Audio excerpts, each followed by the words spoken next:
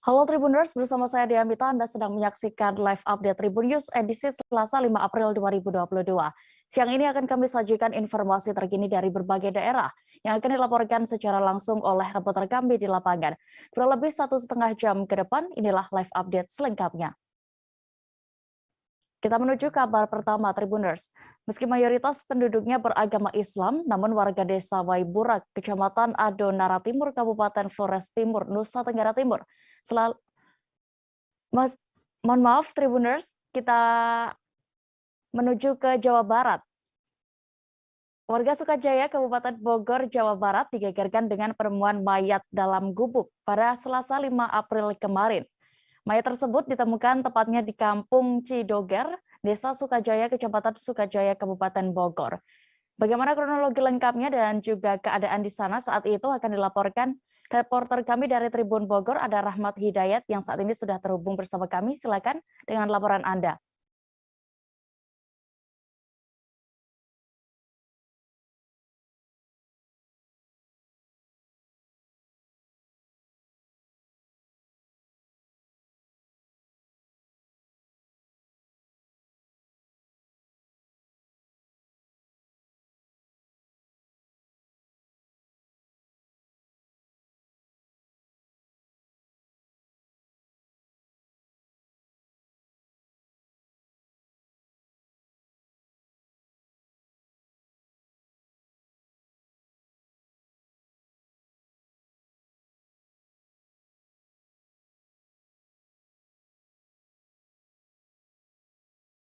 Mohon maaf, Tribuners, terjadi kesalahan teknis. Kita menuju ke kabar berikutnya terlebih dahulu di Sulawesi Barat.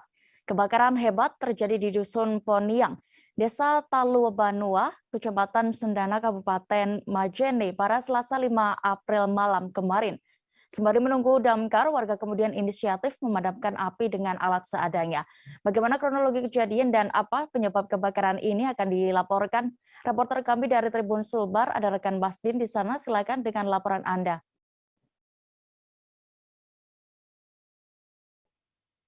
Ya, halo Dea dan Tribuners, melaporkan dari Kabupaten Majene Sulawesi Barat, tepatnya pada malam semalam, yakni satu rumah warga di Dusun Poniang Tengah, Desa Talubanua, Kecamatan Sendana, Kabupaten Majene Sulawesi Barat, hangus terbakar. Di mana dari video yang kami terima, kejadian ini terjadi sekitar pukul 19.40 WITA Tribuners, dan pada saat kebakaran terjadi, masyarakat atau warga tengah berada di masjid untuk mengikuti sholat Isya dan Tarawih bersama. Dan dari kejadian ini, para warga kemudian berupaya untuk memadamkan api dengan menggunakan alat seadanya, karena pemadam kebakaran sendiri untuk menempuh ke lokasi butuh waktu sekitar, maksud saya butuh jarak sekitar 41 km, sehingga masyarakat inisiatif untuk memadamkan api dengan menggunakan perabotan atau alat seadanya dengan bersama masyarakat sekitar. Dan adapun keterangan yang kami himpun dari Kepala Desa Talubanua, yakni Bapak Syafruddin, mengatakan dari insiden ini setidaknya satu rumah atas nama Takdiran ini hangus dan rata dengan tanah, dan tidak ada sama sekali barang berharga yang bisa diselamatkan karena memang kondisi rumah pada saat terbakar itu sementara kosong. Namun dari insiden ini juga tidak ada korban jiwa, mengingat itu tadi masyarakat atau penghuni berada di luar rumah. Dan adapun hingga saat ini Tribuners dan Dea, dapat kami informasikan juga bahwa untuk sementara penyebab terjadinya kebakaran tersebut masih dalam proses penyelidikan pihak kepolisian. Namun berdasarkan keterangan beberapa saksi itu diduga kebakaran diakibatkan karena ledakan tabung gas. Dan dari insiden ini juga diperkirakan kerugian ditaksir mencapai 70 juta rupiah. Seperti itu dia. Baik, terima kasih rekan Masdin melaporkan dari Majene, Sulawesi Barat. Selamat bertugas kembali. Kita beralih ke informasi berikutnya, Tribuners. Dua balita berusia 3 tahun dan 9 bulan diduga ditelantarkan orang tuanya di Banten. Mereka ditemukan di pinggir jalan di Desa Barengkok, Kecamatan Kibin, Kabupaten Serang. Selain itu, terdapat pula sebuah tas berisi pakaian balita beserta botol susu. Bagaimana kronologi kejadian ini dan Keadaan dari dua balita tersebut saat ini akan dilaporkan rekan Desi Purnamasari, reporter Tribun Banten yang sudah terhubung bersama kami. Silakan dengan laporan Anda. Ya, terima kasih rekan Dea dan juga Tribuners. Sebelumnya memang kejadian pilu menimpa dua orang balita, yakni berusia 3 dan 9 tahun yang berjenis kelamin laki-laki, ditinggalkan oleh ibunya sendiri di pinggir jalan pada Senin 4 April 2022. Peristiwa tersebut diketahui terjadi pada pukul 16.00 waktu Indonesia Barat, yang berlokasi di Desa Barengkok, Kecamatan Kibin, Kabupaten Serang, tepatnya yakni di kawasan industri atau di depan pos security PT CBS. Hal itu pun dibenarkan oleh pihak Kapolsek Cikande, Kompol Salaludin saat dihubungi oleh pihak tribunbanten.com. Ia pun mengatakan bahwa kedua balita tersebut pertama kali ditemukan oleh warga sekitar yang sedang berada di lokasi kejadian. Lantaran warga sekitar tidak tega melihat kedua balita tersebut yang nampak ditinggalkan di pinggir jalan, sehingga warga pun mengamankan kedua balita tersebut dan melaporkan kejadiannya kepada pihak kepolisian Cikande.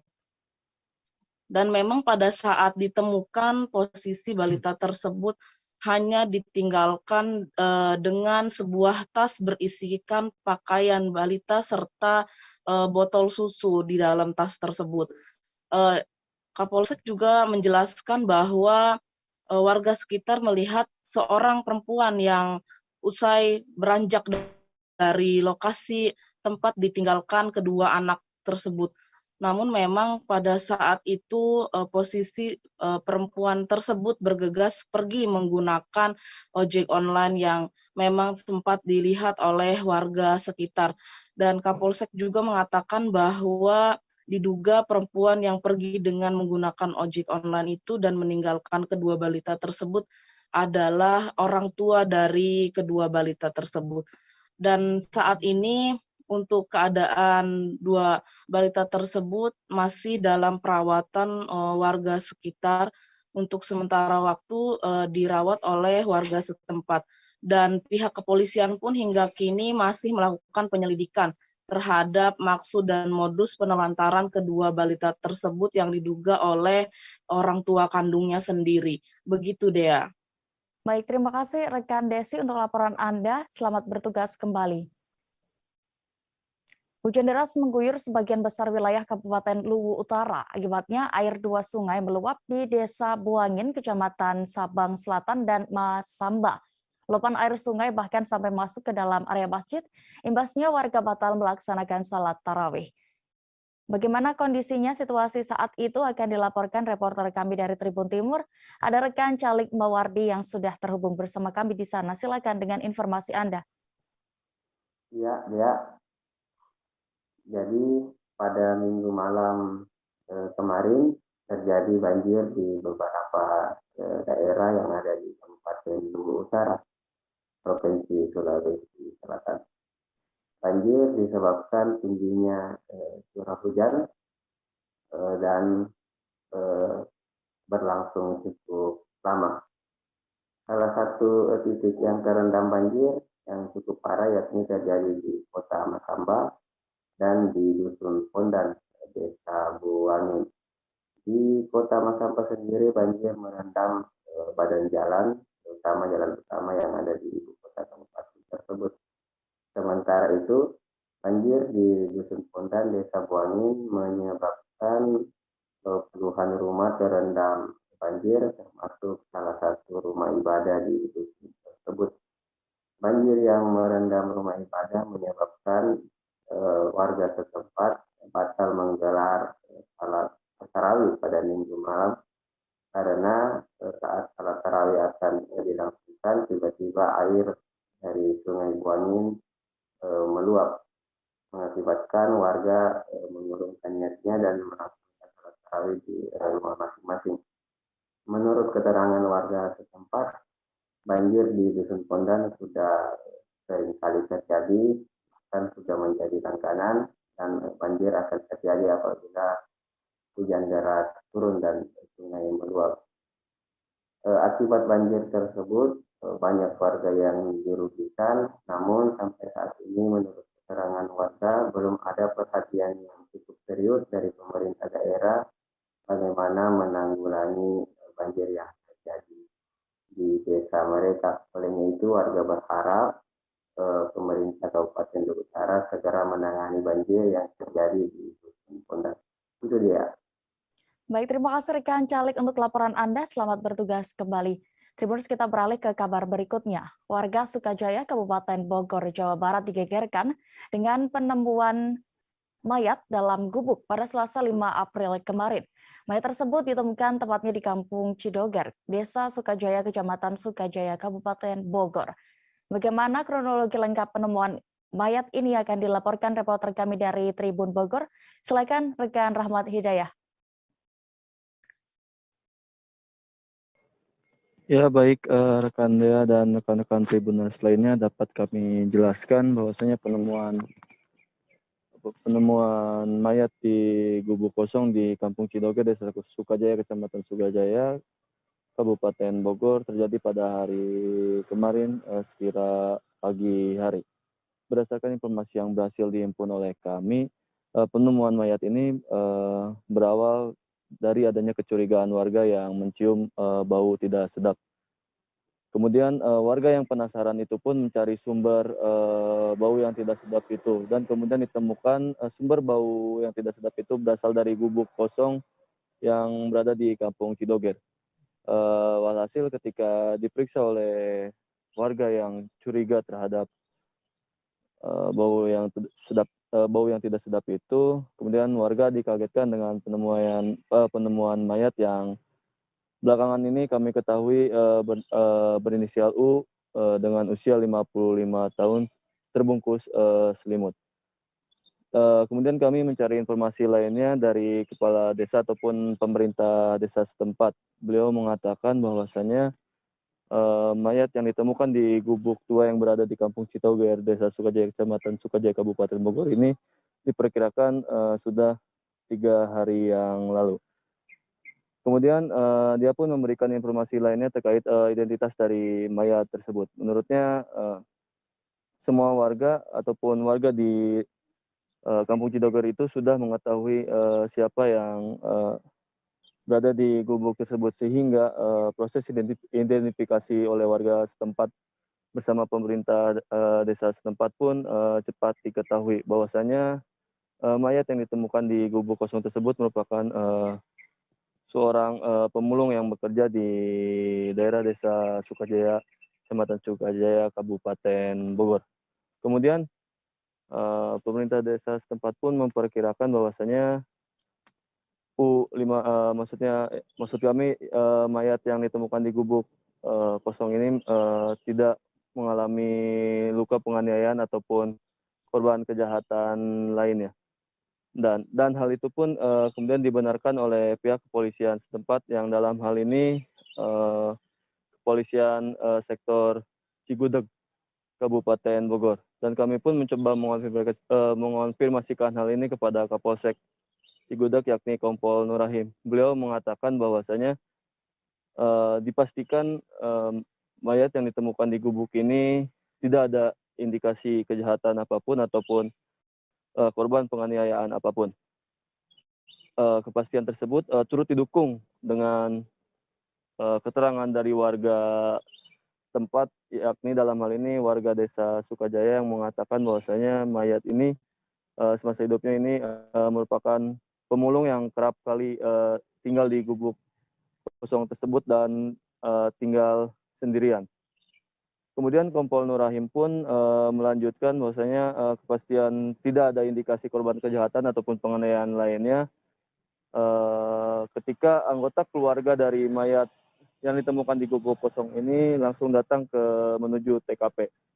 Kemudian pada saat itu pun dipastikan bahwasanya mayat yang ditemukan di gubuk itu merupakan anggota dari keluarga yang datang ke TKP tersebut. Dan belakangan sebagai tambahan informasinya bahwasanya mayat yang ditemukan di gubuk di daerah Sukajaya ini merupakan warga asli dari Kecamatan Nanggung, Kabupaten Bogor. Begitu Dea laporan dari kami. Baik, terima kasih rekan Rahmat Hidayat melaporkan dari Bogor. Selamat bertugas kembali. 3 titik di kawasan ibu kota negara di Kalimantan Timur ternyata rawan banjir. Selengkapnya seusai jeda berikut hanya di live update Tribun News. Oke, apa kabar Bang Ariski di sini untuk strateginya? Kalau saya sendiri di Jumit 37 ini yang semalam baru mulai, Apa yang saya dirasakan udah Kak Fernita? Sebenarnya aku nggak ngerasa itu penangkapan atau penggerebegan atau apapun itu. Karena gitu, posisinya aku Kriteria. lumayan. Jadi kita mengenal disebut dengan stroke yang tidak berdarah dengan stroke yang berdarah. Stroke yang tidak berdarah itu biasanya ditandai dengan adanya penyumbatan. Kalau itu terjadi di sini mungkin pikirnya tidak ke situ kali ya, tapi kalau di Korea atau di Kamboja itu ada beberapa paper yang Saya itu Mas, dulunya tukang koran. Oh gitu ya. Tukang koran. Ya, saya baca itu Pak. Tuh kan, pernah baca kan? Jadi kalau saya jadi pangdam, itu udah bersyukur banget. Si anak ini dijadikan sebagai tersangka begitu. Ya, kalau ini kita bicara yang di luar kasus Bongombo ya. Dikenal dengan nama hujan shower, di mana terdapat batas jelas antara daerah hujan dan tidak hujan yang biasanya terjadi pada fase awal mature stage atau tahap berbahaya dewasa. itu Kang. Jadi mulai artinya terjadinya perlembekan. Nah itu untuk penetrasi akan sulit. Gitu ya. Dok, saya ini menurut saya memang tidak mudah, bukan urusan tanah diambil. Kalau misalnya Amerika Serikat sekarang, Rasulullah mengatakan di dalam sebuah hadis bahwa berpuasa di 6 hari Syawal itu. Oke, apa kabar Bang Ariski di sini untuk strateginya?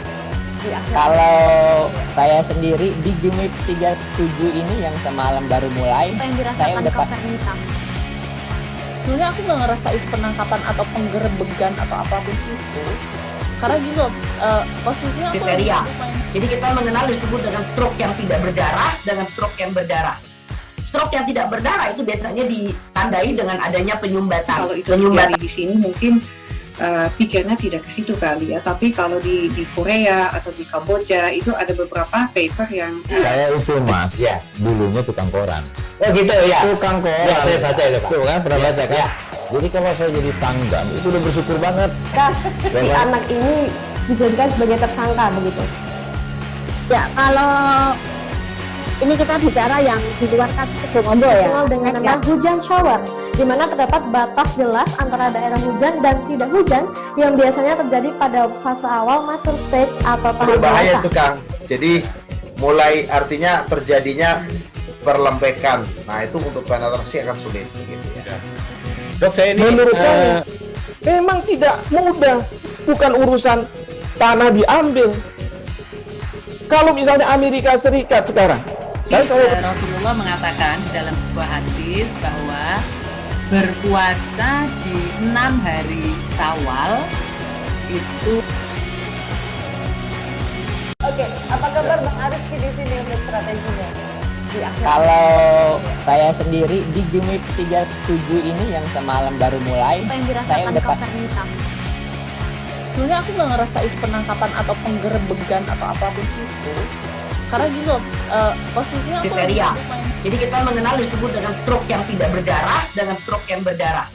Stroke yang tidak berdarah itu biasanya ditandai dengan adanya penyumbatan. kalau itu terjadi di sini mungkin pikirnya tidak ke situ kali ya, tapi kalau di Korea atau di Kamboja itu ada beberapa paper yang saya itu Mas, dulunya tukang koran. Oh gitu ya. Tukang koran. Ya, saya baca itu Pak. Tuh kan, pernah baca kan? Jadi kalau saya jadi pangdam, itu udah bersyukur banget. Si anak ini dijadikan sebagai tersangka begitu. Ya, kalau ini kita bicara yang di luar kasus Bongombo ya. Dikenal dengan nama hujan shower, di mana terdapat batas jelas antara daerah hujan dan tidak hujan yang biasanya terjadi pada fase awal mature stage atau tahap Berbahaya dewasa. itu Kang. Jadi mulai artinya terjadinya perlembekan. Nah itu untuk penetrasi akan sulit. Gitu ya. Dok, saya ini menurut saya memang tidak mudah, bukan urusan tanah diambil. Kalau misalnya Amerika Serikat sekarang, Rasulullah mengatakan di dalam sebuah hadis bahwa berpuasa di 6 hari Syawal itu. Oke, apa kabar Bang Ariski di sini untuk strateginya? Kalau saya sendiri di Jumik 37 ini yang semalam baru mulai, Apa yang saya dirasakan udah Kak Fernita? Sebenarnya aku nggak ngerasain penangkapan atau penggerebekan atau apapun itu. Karena gini loh, posisinya aku Kriteria. Jadi kita mengenal disebut dengan stroke yang tidak berdarah dengan stroke yang berdarah. Stroke yang tidak berdarah itu biasanya ditandai dengan adanya penyumbatan. Kalau itu terjadi di sini mungkin pikirnya tidak ke situ kali ya. Tapi kalau di Korea atau di Kamboja itu ada beberapa paper yang Saya itu Mas, dulunya tukang koran. Oh gitu ya. Tukang koran. Ya, saya baca itu Pak. Tuh kan, pernah baca kan? Ya. Jadi kalau saya jadi pangdam, itu udah bersyukur banget. Kak, si anak ini dijadikan sebagai tersangka begitu. Ya, kalau ini kita bicara yang di luar kasus Bongombo ya. Dikenal dengan nama hujan shower, di mana terdapat batas jelas antara daerah hujan dan tidak hujan yang biasanya terjadi pada fase awal mature stage atau tahap Berbahaya dewasa. itu Kang. Jadi mulai artinya terjadinya perlembekan. Nah itu untuk penetrasi akan sulit. Gitu ya. Dok, saya ini Menurut saya memang tidak mudah, bukan urusan tanah diambil. Kalau misalnya Amerika Serikat sekarang, Rasulullah mengatakan dalam sebuah hadis bahwa berpuasa di 6 hari Syawal itu. Oke, apa kabar Bang Ariski di sini untuk strateginya? Kalau saya sendiri di Jumik 37 ini yang semalam baru mulai, Apa yang saya dirasakan udah Kak Fernita? sebenarnya aku nggak ngerasain penangkapan atau penggerebekan atau apapun itu. Karena gini loh, posisinya aku Kriteria. Jadi kita mengenal disebut dengan stroke yang tidak berdarah dengan stroke yang berdarah. Stroke yang tidak berdarah itu biasanya ditandai dengan adanya penyumbatan. kalau itu terjadi di sini mungkin pikirnya tidak ke situ kali ya. Tapi kalau di Korea atau di Kamboja itu ada beberapa paper yang saya itu Mas, dulunya tukang koran. Oh gitu ya. Tukang koran. Ya, saya baca itu Pak. Tuh kan, pernah baca kan? Ya. Jadi kalau saya jadi pangdam, itu udah bersyukur banget. Kak, si anak ini dijadikan sebagai tersangka begitu. Ya, kalau ini kita bicara yang di luar kasus Bongombo ya. Dikenal dengan nama hujan shower, di mana terdapat batas jelas antara daerah hujan dan tidak hujan yang biasanya terjadi pada fase awal mature stage atau tahap Berbahaya dewasa. itu Kang. Jadi mulai artinya terjadinya perlembekan. Nah itu untuk penetrasi akan sulit. Gitu ya. Dok, saya ini menurut saya memang tidak mudah, bukan urusan tanah diambil. Kalau misalnya Amerika Serikat sekarang, Rasulullah mengatakan dalam sebuah hadis bahwa berpuasa di 6 hari Syawal itu. Oke, apa kabar Bang Ariski di sini untuk strateginya? Kalau saya sendiri di Kembali di live update, kita menuju informasi berikutnya Tribuners dari Nusa Tenggara Timur. Meski mayoritas penduduknya beragama Islam, namun warga desa Waibura, Kecamatan Adonara Timur, Kabupaten Flores Timur, selalu menjunjung tinggi toleransi antar umat beragama lain di wilayah itu. Di momen bulan Ramadan 2022 ini, kelompok pemuda-pemudi desa Waiburak melakukan aksi pembagian takjil bagi warga yang melintas sepanjang Jalan Trans Waiwerang pada Senin 4 April lalu. Bagaimana kegiatan tersebut berlangsung akan dilaporkan rekan kami dari reporter dari Tribun Flores, ada rekan Amar Olake dari sana. Silakan dengan informasi Anda.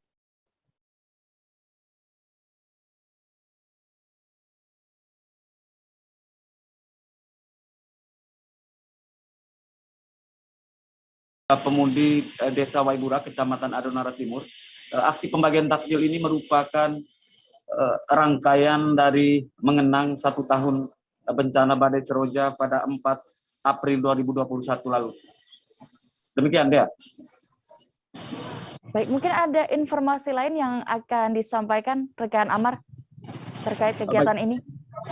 Baik, Dea. Aksi pembagian takjil ini menjadi perhatian warga sekitar karena saat segerombolan suster biarawati Katolik saat melintas di lokasi itu, mereka dihadang oleh pemuda-pemuda Muslim yang sedang melakukan pembagian takjil. Hal ini menjadi perdebatan dan menjadi oleh warga di Flores Timur. Demikian dia. Baik, terima kasih rekan Amar Olakeda untuk informasi Anda. Selamat bertugas kembali. Kita menuju informasi berikutnya, Tribuners. Ratusan mahasiswa dari Fakultas Kehutanan dan Ilmu Lingkungan Universitas Halu Oleo, Kendari melakukan penanaman bibit mangrove. Penanaman dilakukan di pesisir pantai Desa Tapulaga, Kecamatan Soropia, Kabupaten Konawe, Sulawesi Tenggara. Aksi ini untuk memperingati Hari Bumi Sedunia yang akan diperingati setiap tanggal 22 April 2022 mendatang. Bagaimana kegiatan tersebut berlangsung dan apa saja kegiatannya juga, selain itu akan dilaporkan jurnalis kami dari Tribun News Sultra, ada rekan Husni Hussein di sana. Silakan dengan informasi Anda. Ya, rekan dia dapat saya informasikan bahwa memang betul kemarin telah terjadi penanaman ratusan 1.000 bibit mangrove yang dilakukan oleh ratusan mahasiswa dari Fakultas.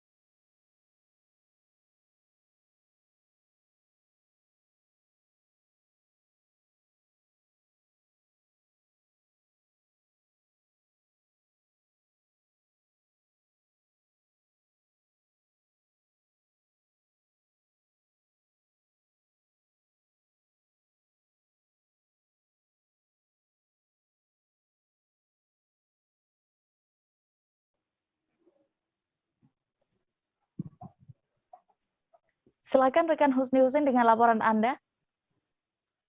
Ya, baik rekan dia dapat saya laporkan bahwa memang betul kemarin telah terjadi aksi penanaman 1.000 bibit mangrove yang dilakukan oleh Fakultas Kehutanan dan Ilmu Lingkungan Universitas Halu Oleo Kendari yang bertempat di pesisir pantai Desa Tapulaga, Kecamatan Soropia, Kabupaten Konawe, Provinsi Sulawesi Tenggara.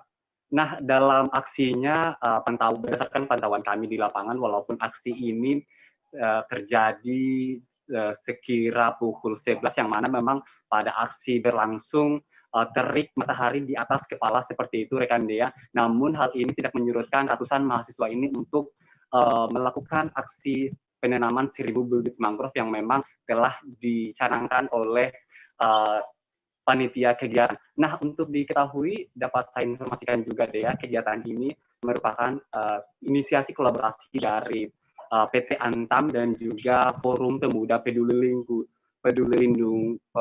Lindung Lingkungan dan juga Fakultas Kehutanan dan Ilmu Lingkungan Universitas Halu Oleo Kendari, yang mana memang kegiatan ini merupakan kegiatan untuk mengusung dari Hari Bumi Sedunia yang akan jatuh pada tanggal 22 April 2022 mendatang. Namun kegiatan ini dilakukan pada hari kemarin untuk kemudian dirilis pada kabarnya menurut informasi yang kami terima akan dirilis pada tanggal 22 2022 mendatang yang memang jatuh pada Hari Bumi Sedunia secara nasional.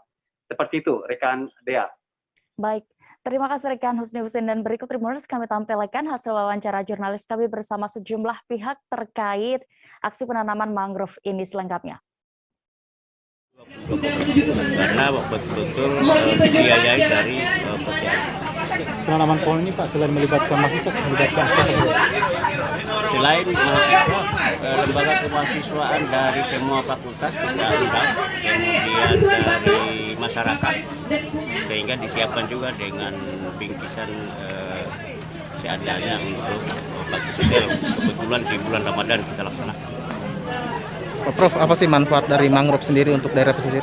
Oh, mangrove kita tahu kalau dari stabilitas iklim, mangrove itu adalah penyerap karbon paling tinggi di antara pohon-pohon yang lain. Sehingga pemilihan pesisir untuk bagaimana menjaga pemanasan global, stabilitas iklim itu, penanaman mangrove. Di samping itu wilayah pesisir kita sudah semakin rusak, sehingga kita harapkan penanaman mangrove ini bisa mengembalikan ekosistem pesisir itu normal.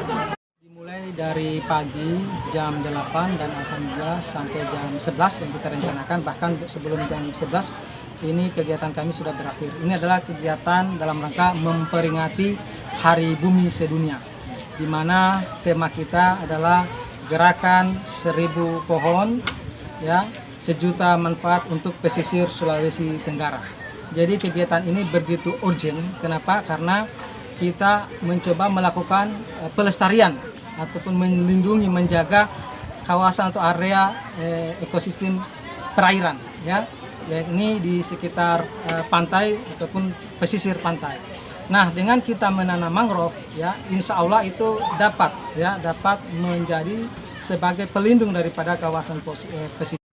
Gerakan 1000 bibit 1 juta manfaat, gerakan 1 bibit, teman-teman menanam 1 bibit, itu untuk keberlanjutan kelestarian hutan mangrove yang ada di Desa Tapulaga ini. Dan saya berterima kasih banyak kepada teman-teman dari FPPL, Forum Pemuda Peduli Lingkungan, yang secara langsung turun ke kami, mempercayakan kami di Fakultas Kehutanan dan Ilmu Lingkungan Universitas Sololeo untuk menyelenggarakan kegiatan ini. Berarti ini sudah sesuai dengan program pemerintah yang dari petunjuk Pak Jokowi itu bahwa untuk penanaman mangrove ini kami dari yang khususnya di basic kami di bidang lingkungan pasti mendukung full apa jadi program kerja yang dilaksanakan oleh Presiden kita Bapak Jokowi. Pasti kami selalu mendukung, dan kami selaku mahasiswa kehutanan dan lingkungan akan selalu di depan, menjadi garda depan untuk kelestarian hutan dan pesisir. Setiap tahun itu kan diperingati. Jadi bumi itu diingatkan kembali tentang kapasitasnya, tentang kemampuannya untuk mendukung kehidupan berkelanjutan.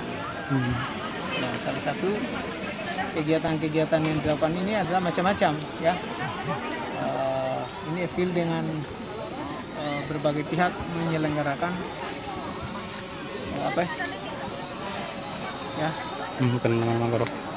Tapi kalau dalam bentuk support di universitas ke kegiatan-kegiatan serupa gimana? Ini murni anunya Fakultas Kehutanan. Ya tentu bahagian dari kinerja, ya. Jadi kan itu bahagian dari kinerja masing-masing fakultas. Jadi kan kontrak kinerja itu kan dari menteri ke rektor ke fakultas. Jadi ini bahagian dari kinerja fakultas, ya. Mega proyek pemindahan ibu kota negara ke Penajam Pasir Utara, Kalimantan Timur terus menjadi perhatian publik. Salah satu yang disorot kali ini adalah lokasi kawasan inti IKN di PPU yang ternyata termasuk daerah rawan banjir.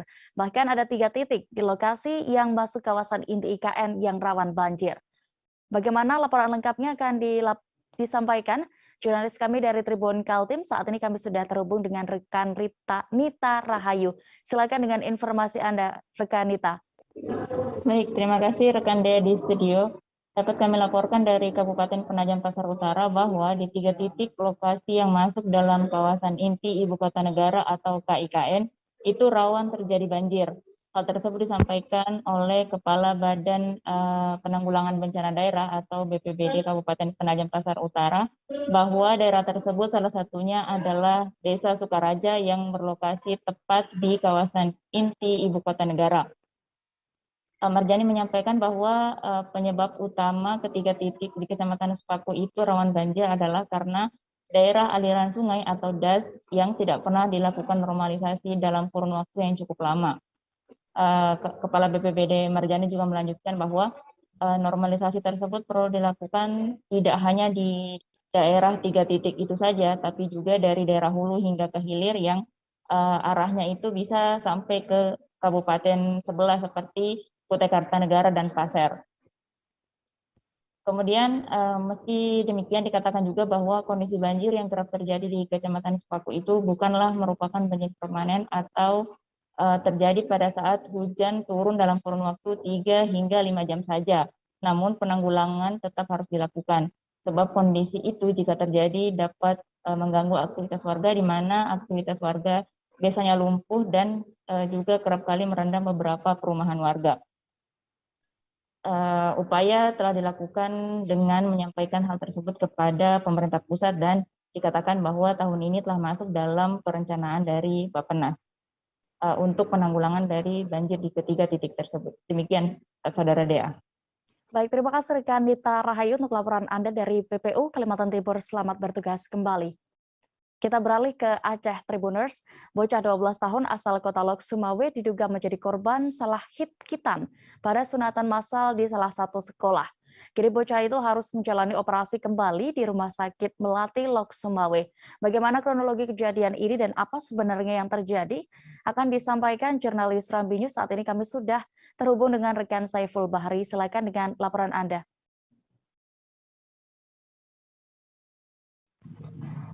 Terima kasih, Dea.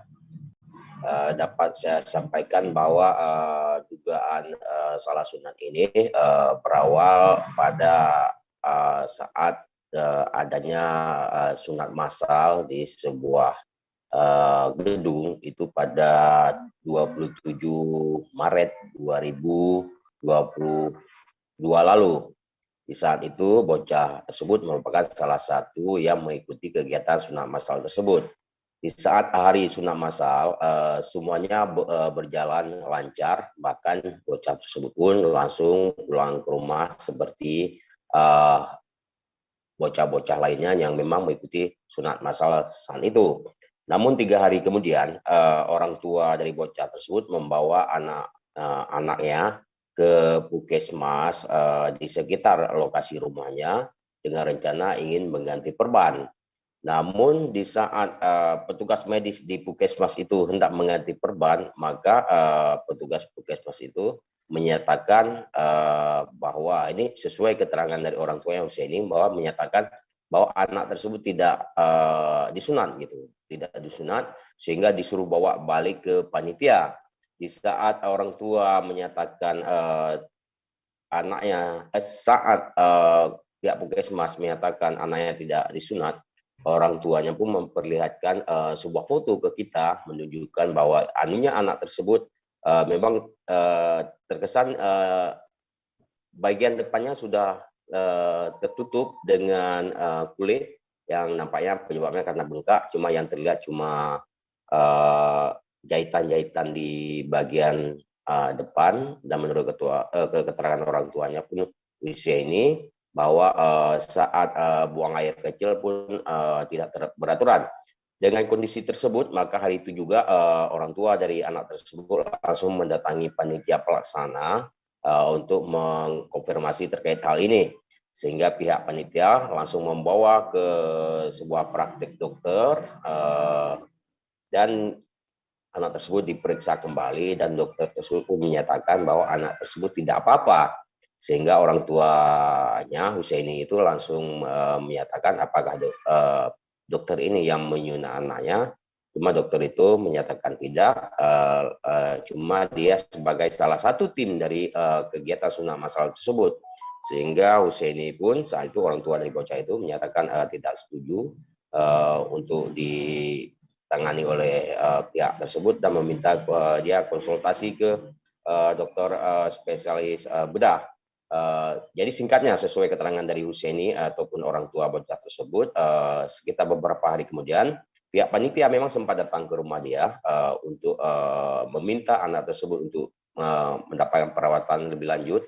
Namun kala itu Husaini, yakni orang tua bocah itu, meminta supaya pihak panitia menghadirkan juga pihak medis yang menyunat anaknya tersebut. Namun pihak panitia pun menolak dengan alasan mereka sendiri.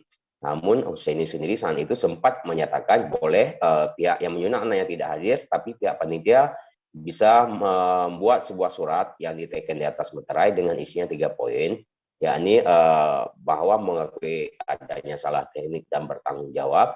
Yang kedua, mau melakukan perawatan terhadap anaknya sampai sembuh.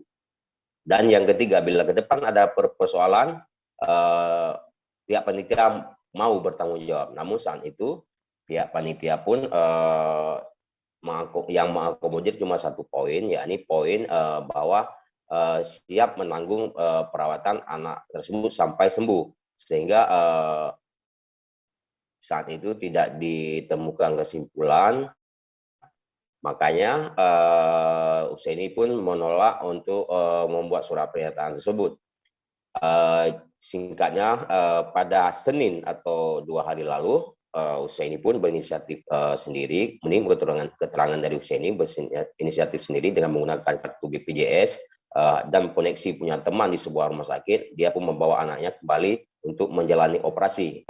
Dan saat itu juga Husseini sempat memperlihatkan kepada kita itu kulit bekas operasi lanjutan yang di Rumah Sakit Melati Loksmawe. Saat itu hasil wawancara kita kepada Husseini pun menyatakan bahwa dengan adanya operasi ulang dan juga adanya sisa kulit anak dia yang dikupas di saat operasi ulang, maka indikasi kuat adanya dugaan kesalahan sunat di awal menurut saya ini sangat kuat.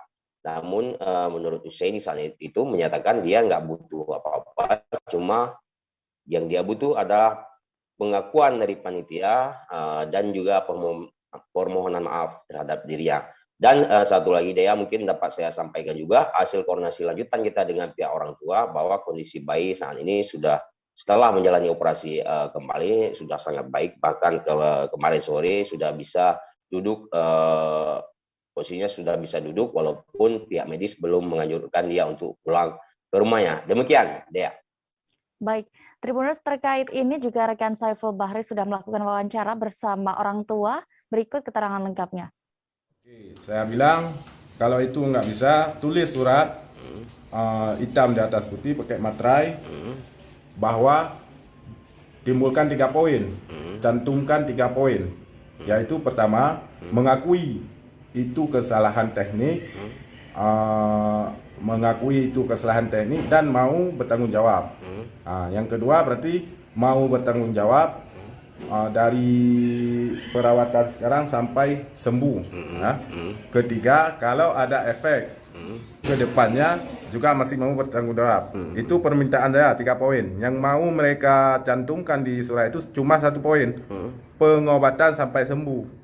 Jadi kalau mereka merasa tidak ada bersalah, apa yang harus diobatkan? Kalau mereka tidak ada merasa itu ada kejanggalan atau salah medis atau gagal, tak perlulah hari ini kita operasi balik. Memang nggak salah, ya kan? Itulah kira-kira. Kalau memang tim panitia tidak bersalah ataupun tidak mengakui ini ada salah teknik, kenapa hari ini hari Senin kita anak kita harus dioperasikan balik anunya dan dikupas dan ada barang bukti termasuk ujung-ujungnya kulit-kulitnya yang tersisa. Kalau kita secara pikir, secara logika, orang awam aja tahu kalau nggak ada salah, tidak perlu dilakukan yang seperti ini lagi. Berarti tinggal proses penyembuhan. Sedangkan sekarang proses kitahan kedua. Tim gabungan Badan Narkotika Provinsi Nasional Bangka Belitung menangkap 2 orang pengedar narkoba di Pangkal Pinang. 4 kg sabu dan ratusan butir pil ekstasi diamankan dari kedua pelaku.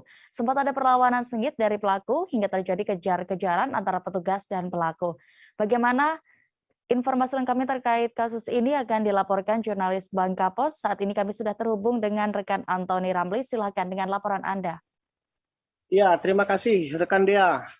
Bisa kami laporkan bahwa Selasa kemarin tanggal 5 April 2022 tim gabungan BNP Provinsi Bangka Belitung, Bea Cukai, Polres Pangkal Pinang berhasil mengungkap 4 kg sabu-sabu dan ratusan butir pil ekstasi, di mana barang bukti 4 kg sabu-sabu itu disita dari tangan 2 terduga bandar narkotika, yakni berinisial AS dan TS.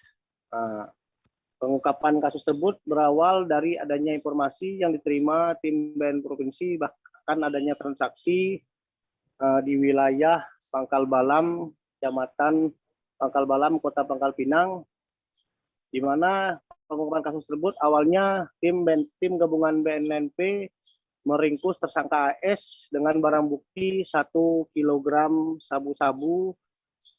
Kemudian setelah dilakukan pengembangan, tim mendapat informasi akan adanya transaksi narkotika dari jaringan AS ini di sekitar wilayah Semabung, Kota Pangkal Pinang. Setelah mendapat informasi itu, tim bergerak cepat dan kembali berhasil meringkus salah satu tersangka berinisial TS. Dari hasil penggeledahan TS, polisi menemukan barang bukti 100. Semula polisi menemukan tim gabungan menemukan barang bukti 100 gram sabu-sabu, namun tak berhenti sampai di situ. Tim gabungan kembali melakukan pengembangan ke kediaman TS dan kembali menemukan barang bukti 2,9 kg sabu-sabu.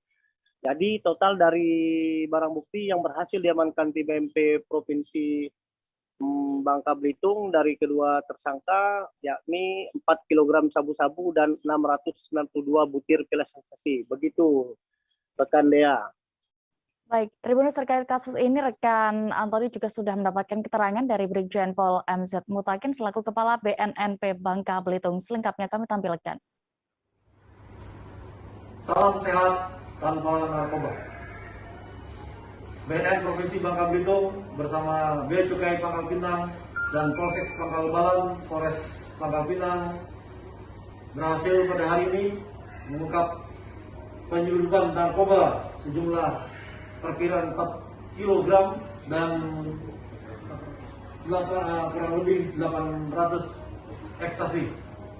Mari kita sama-sama tegakkan hukum di bumi Surumpun Sebalai Bangka Belitung dengan mengucapkan sama-sama 1, 2, 3. Presiden Joko Widodo dikabarkan akan melakukan kunjungan kerja pada tanggal 7 April 2022 besok ke Jambi. Jokowi diagendakan akan mengunjungi 2 tempat di sana. Satu di antaranya adalah Pasar Modern Angso Duo Jambi. Apa yang akan dilakukan nantinya dan juga bagaimana persiapan di sana akan dilaporkan jurnalis Tribun Jambi. Saat ini kami sudah terhubung dengan rekan Monang Widioko. Silakan dengan informasi Anda. Baik Dea, patut kami laporkan Presiden Joko Widodo akan melaksanakan kunjungan kerja ke Provinsi Jambi pada Kamis 7 April 2022 besok. Informasi yang diperoleh dari Sekda Provinsi Jambi, Sudirman, orang nomor 1 di Indonesia ini akan mengunjungi Kota Jambi dan Muaro Jambi. Di Kota Jambi sendiri, salah satu tujuan Bapak Presiden adalah Pasar Angso Duo yang ada di Kota Jambi. Di pasar ini, Presiden Joko Widodo akan meninjau kondisi bahan pangan dan minyak goreng jelang Lebaran. Kemudian juga dari pantauan di lokasi, berbagai persiapan pun telah dilaksanakan, mulai dari apel persiapan kedatangan Bapak Presiden sampai persiapan jalan yang berlubang mulai diaspal ulang.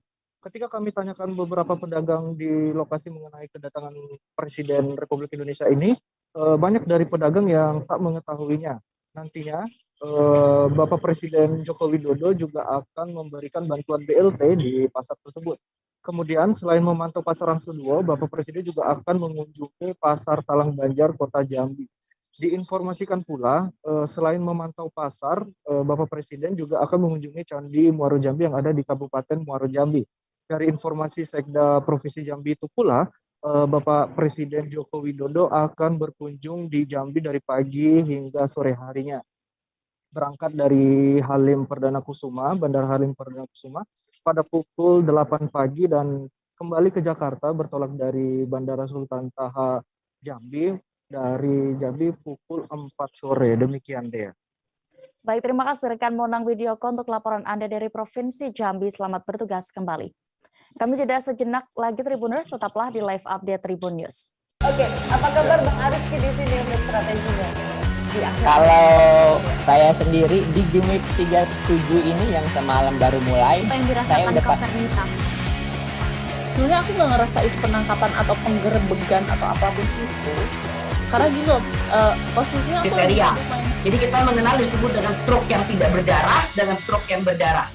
Stroke yang tidak berdarah itu biasanya ditandai dengan adanya penyumbatan. Kalau itu terjadi di sini mungkin pikirnya tidak ke situ kali ya, tapi kalau di Korea atau di Kamboja itu ada beberapa paper yang saya itu mas, ya, dulunya tukang koran.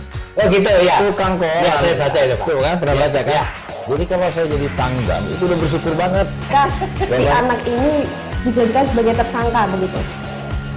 Ya, kalau ini kita bicara yang di luar kasus Sebongombo ya. Dikenal dengan nama hujan shower, di mana terdapat batas jelas antara daerah hujan dan tidak hujan yang biasanya terjadi pada fase awal mature stage atau tahap berbahaya dewasa. itu Kang. Jadi mulai artinya terjadinya perlembekan. Nah itu untuk penetrasi akan sulit begitu ya. Dok, saya ini Menurut saya Memang tidak mudah, bukan urusan tanah diambil. Kalau misalnya Amerika Serikat sekarang, Rasulullah mengatakan dalam sebuah hadis bahwa berpuasa di 6 hari Syawal itu.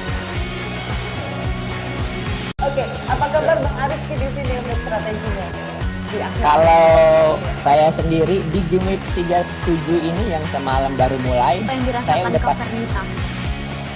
Sebenarnya aku nggak ngerasain penangkapan atau penggerebegan atau apapun itu. Karena gini loh, posisinya aku kriteria. Jadi kita mengenal disebut dengan stroke yang tidak berdarah dengan stroke yang berdarah. Stroke yang tidak berdarah itu biasanya ditandai dengan adanya penyumbatan. Kalau itu terjadi di sini mungkin pikirnya tidak ke situ kali ya, tapi kalau di Korea atau di Kamboja itu ada beberapa paper yang Saya itu mas, dulunya tukang koran. Oh gitu ya. Tukang koran. Ya, saya baca itu Pak. Tuh kan, pernah baca kan? Ya. Jadi kalau saya jadi tanggam, itu udah bersyukur banget. Kak, si anak ini dijadikan sebagai tersangka begitu. Ya, kalau ini kita bicara yang di luar kasus Suboombo ya. Dikenal dengan nama hujan shower, di mana terdapat batas jelas antara daerah hujan dan tidak hujan yang biasanya terjadi pada fase awal mature stage atau tahap Berbahaya dewasa. itu Kang. Jadi mulai artinya terjadinya perlembekan. Nah itu untuk penetrasi akan sulit. Begitu ya. Dok, saya ini menurut saya memang tidak mudah, bukan urusan tanah diambil. Kalau misalnya Amerika Serikat sekarang, Rasulullah mengatakan dalam sebuah hadis bahwa berpuasa di 6 hari Syawal itu. Oke, apa kabar Bang Arifki di sini untuk strateginya?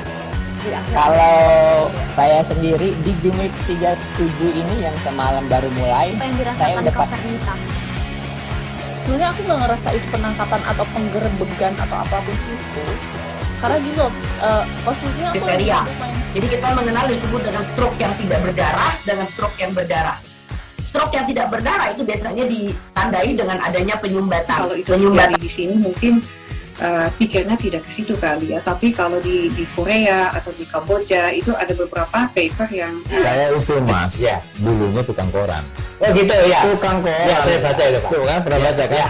Jadi kalau saya jadi tanggam, itu udah bersyukur banget. Kak, si anak ini dijadikan sebagai tersangka begitu. Ya, kalau ini kita bicara yang di luar kasus Suboombo ya. Dikenal dengan nama hujan shower, di mana terdapat batas jelas antara daerah hujan dan tidak hujan yang biasanya terjadi pada fase awal mature stage atau tahap Berbahaya dewasa. itu Kang. Jadi mulai artinya terjadinya perlembekan. Nah itu untuk penetrasi akan sulit. Begitu ya. Dok, saya ini menurut saya memang tidak mudah, bukan urusan tanah diambil. Kalau misalnya Amerika Serikat sekarang, Rasulullah mengatakan dalam sebuah hadis bahwa berpuasa di 6 hari Syawal itu. Oke, apa kabar Bang Arifki di sini untuk strateginya? Kalau saya sendiri di Jumip 37 ini yang semalam baru mulai, Apa yang saya dirasakan udah Kak Fernita? sebenarnya aku nggak ngerasain penangkapan atau penggerebegan atau apapun itu. Karena gini loh, posisinya aku kriteria. Jadi kita mengenal disebut dengan stroke yang tidak berdarah dengan stroke yang berdarah. Stroke yang tidak berdarah itu biasanya ditandai dengan adanya penyumbatan. kalau itu terjadi di sini mungkin pikirnya tidak ke situ kali ya, tapi kalau di Korea atau di Kamboja itu ada beberapa paper yang Saya itu mas, dulunya tukang koran. Oh gitu ya. Tukang koran. Ya, saya baca itu Pak. Tuh kan, pernah baca kan? Ya. Jadi kalau saya jadi tanggam, itu udah bersyukur banget. Kak, si anak ini dijadikan sebagai tersangka begitu. Ya, kalau ini kita bicara yang di luar kasus Suboombo ya. Dikenal dengan nama hujan shower, di mana terdapat batas jelas antara daerah hujan dan tidak hujan yang biasanya terjadi pada fase awal mature stage atau tahap Berbahaya dewasa. itu Kang. Jadi mulai artinya terjadinya perlembekan. Nah itu untuk penetrasi akan sulit. Begitu ya. Dok, saya ini menurut saya memang tidak mudah, bukan urusan tanah diambil. Kalau misalnya Amerika Serikat sekarang, Rasulullah mengatakan dalam sebuah hadis bahwa berpuasa di 6 hari Syawal itu. Oke, apa kabar Bang Ariski di sini untuk strateginya? Kalau saya sendiri di Jumip 37 ini yang semalam baru mulai, Apa yang saya dirasakan udah Kak Fernita? Sebenarnya aku nggak ngerasain penangkapan atau penggerebegan atau apapun itu. Karena gini loh, posisinya aku kriteria. Jadi kita mengenal disebut dengan stroke yang tidak berdarah dengan stroke yang berdarah. Stroke yang tidak berdarah itu biasanya ditandai dengan adanya penyumbatan. Kalau itu terjadi di sini mungkin pikirnya tidak ke situ kali ya, tapi kalau di Korea atau di Kamboja itu ada beberapa paper yang Saya itu Mas, dulunya tukang koran. Oh gitu ya. Tukang koran. Ya, saya baca itu Pak. Tuh kan, pernah baca kan? Ya. Jadi kalau saya jadi Pangdam itu udah bersyukur banget. Kak, si anak ini dijadikan sebagai tersangka begitu. Saya udah Kak Fernita. sebenarnya aku nggak ngerasain penangkapan atau penggerebegan atau apapun itu. Karena gini loh, posisinya aku kriteria. Jadi kita mengenal disebut dengan stroke yang tidak berdarah dengan stroke yang berdarah. Stroke yang tidak berdarah itu biasanya ditandai dengan adanya penyumbatan. kalau itu terjadi di sini mungkin pikirnya tidak ke situ kali ya, tapi kalau di Korea atau di Kamboja itu ada beberapa paper yang Saya itu Mas, dulunya tukang koran. Oh gitu ya. Tukang koran. Ya, saya baca itu Pak. Tuh kan, pernah baca kan? Ya. Jadi kalau saya jadi Pangdam itu udah bersyukur banget. Kak, si anak ini dijadikan sebagai tersangka begitu. Ya, kalau ini kita bicara yang di luar kasus Ibu Ngombo ya. Dengan Terima kasih Anda masih menyaksikan live update Tribun News. Kita menuju informasi berikutnya dari Sumatera Selatan, Tribuners. Ramadan menjadi ajang dan kesempatan bagi seluruh umat muslim untuk berbuat lebih banyak kebaikan dan mencari amal. Tak terkecuali warga binaan di Lembaga Pemasyarakatan Muara Enim. Mereka setiap hari melakukan tadarus Al-Quran di masjid yang ada di lapas tersebut. Bagaimana kegiatan di sana? Selengkapnya akan dilaporkan rekan Ardani Zuhri, wartawan dari Sriwijaya Post yang saat ini sudah bergabung bersama kami. Silakan dengan informasi Anda. Oke ya. Halo. Laporan Halo, Dea. Anda. Ya masuk. Baik rekan Dea. Saya sampaikan bahwa di bulan suci Ramadan ini Lapas Muara Enim mengadakan banyak kegiatan untuk keagamaan. Salah satunya adalah untuk meningkatkan keimanan ketakwaan. Mereka mengadakan tadarusan dan pesantren kilat pada pagi harinya. Itu dilakukan selama bulan Ramadan. Selain itu juga mereka melakukan hataman Al-Quran sebanyak 30 juz. Pada malam harinya, setelah tarawihan bersama, mereka juga melakukan setelah sholat isya bersama, mereka langsung melakukan sholat tarawih bersama.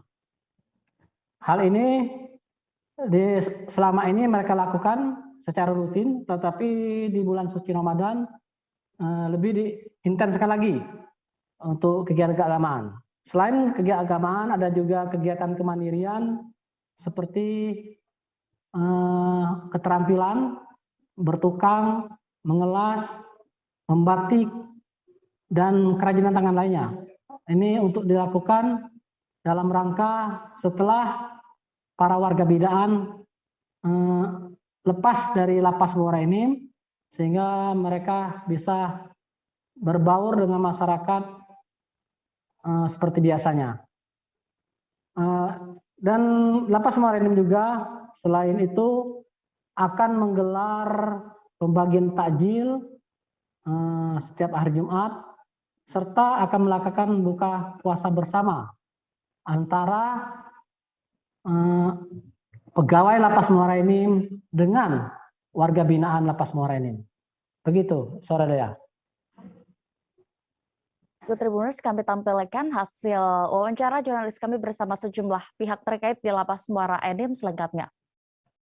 Yang pertama adalah di bulan suci Ramadan ini warga binaan menjalankan ibadah puasa sampai dengan 30 hari atau sampai dengan menjelang Hari Raya Idul Fitri. Yang kedua, warga binaan bisa mendekatkan diri kepada Allah Subhanahu wa taala. Terus yang ketiga, setelah dia bebas tidak melakukan perbuatan lagi atau mengulangi tindak pidana yang mereka lakukan. Buka bersama, apa sahur bersama? Itu bagaimana itu? Ntar kita next time akan ada giat, yaitu giat sahur bersama WBP, khusus pejabat struktural. Kita akan adakan sahur bersama kawan-kawan kita di Lapas kelas 2B Muara Enim. Jadi itu dilaksanakan setiap hari, apa hanya hari tertentu, dan pesertanya tuh apa digilir atau juga bagaimana? Ya, untuk kegiatan pesantren kilat kita laksanakan setiap hari.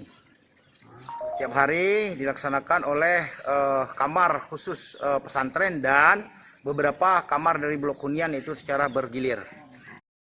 Dengan selama di sini memang tidak pernah lagi nian, jadi kemungkinan insya Allah lah tidak akan mengulangi lagi yang saya itu. Kalau dulu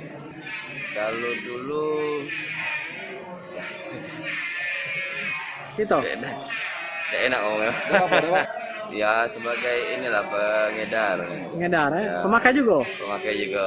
Oh, kan semenjak di sini kan tidak pakai lagi gitu? Tidak pernah pakai lagi. Apa rasanya? Tidak pakai waktu itu ada? Lebih segar, alhamdulillah lebih segar ya? Ya. Itu biasa orang kan pertama-tamanya agak sakau aja itu. Ya. Sehari 2 hari itu kan? Ya. Nah kita acara apa kegiatan? Jadi Assalamualaikum warahmatullahi wabarakatuh. Salam. Terima kasih. Seperti yang Bapak lihat, ini kegiatan rutin kami biasa. Jadi di masjid ini kita adakan kegiatan pesantren ya. Ini pesantren Madrasah Takmiliyah yang kita punyai sekarang. Nah, di bulan Ramadan ini kami tingkatkan lagi kegiatan-kegiatannya. Salah satu materinya adalah kegiatan daripada tadarus Al-Quran, dan nanti juga kita laksanakan kegiatan lainnya seperti sholat tarawih, dan kembali kita lanjutkan dengan tadarus. Itu yang kita lakukan setiap harinya di sini. Berapa banyak pesertanya untuk yang kegiatan tadarusan ini? Kami ambilkan dari anak-anak pesantren 50-an. Dan nanti untuk kegiatan yang lainnya kita tambah dengan kegiatan dari anak-anak, seperti untuk kegiatan sholat tarawih. Kita menyesuaikan dengan daya tampung masjid, dan juga mengingat sekarang masih kondisi pandemi, jadi kita tidak bisa untuk dapat terlalu padat kegiatan tersebut. Apa harapan kita Pak dengan kegiatan ini?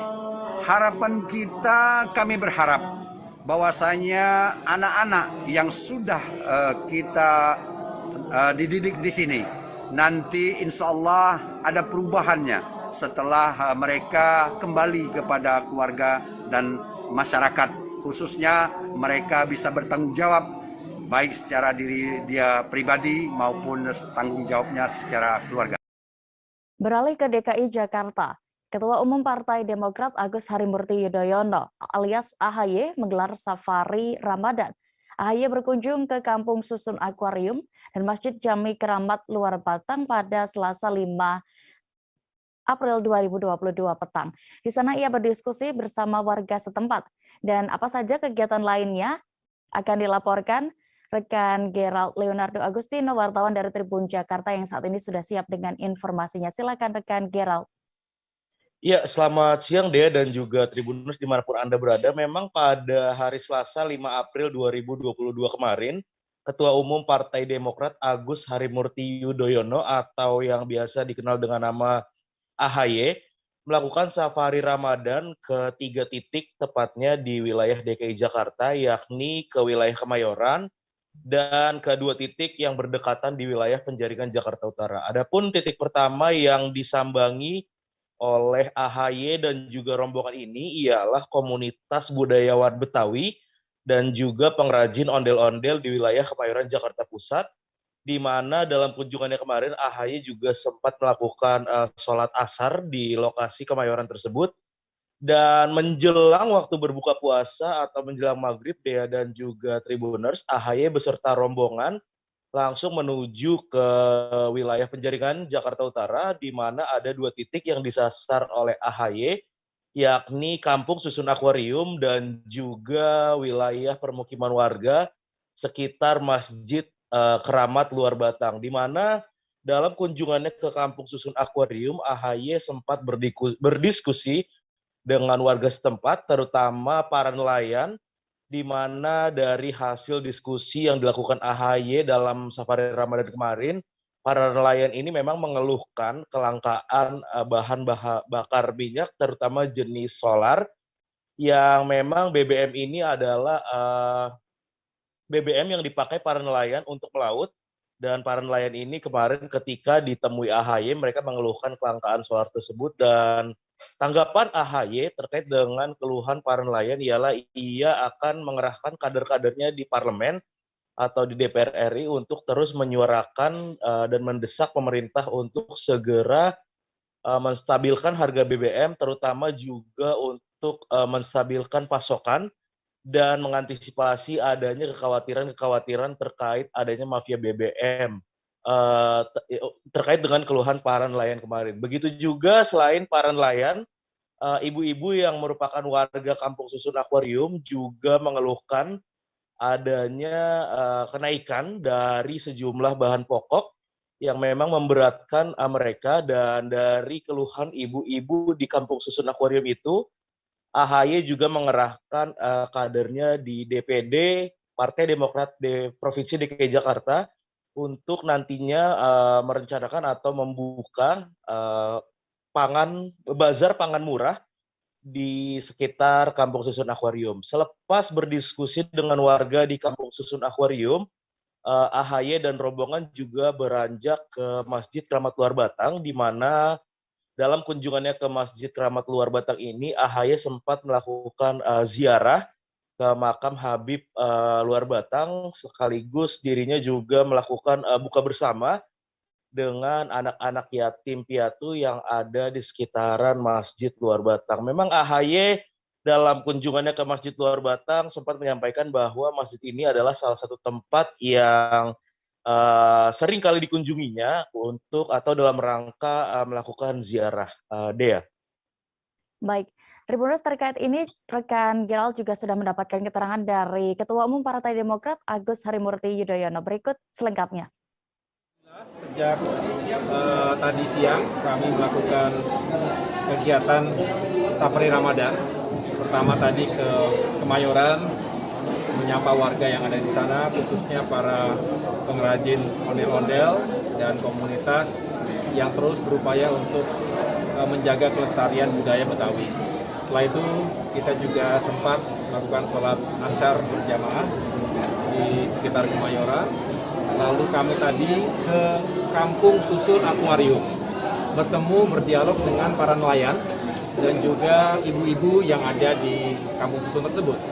Di sana saya mendengarkan langsung aspirasi masyarakat yang juga tentunya ingin terus kami perjuangkan. Partai Demokrat memiliki 10 anggota DPRD di Provinsi DKI Jakarta, kemudian 2 di DPR RI, dan tentunya kami ingin terus tidak hanya mendengarkan tapi juga menghadirkan solusi-solusi yang konkret.